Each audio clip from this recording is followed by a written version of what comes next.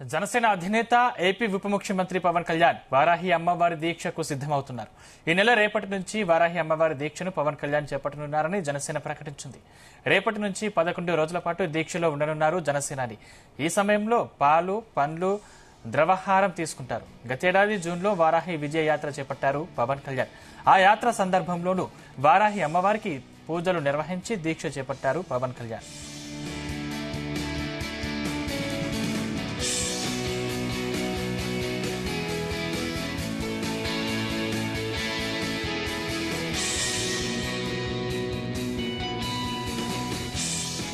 వారాహి విజయ యాత్ర విజయవంతం కావడమే కాదు, ఆ యాత్ర సంకల్పం కూడా నెరవేరింది.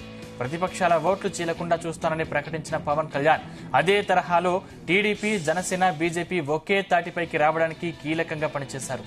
ఇక కూటమి గెలుపు కోసం ఆయన శక్తి వంచన లేకుండా కృషి చేశారు. కూటమి విజయంలో వారాహి విజయ యాత్ర కీలక భూమిక పోషించిందని చెబుతారు.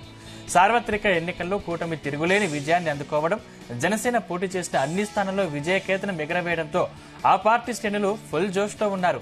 ఇదంతా వారాహి అమ్మవారి వల్లే సాధ్యమైందని నమ్ముతున్నారు.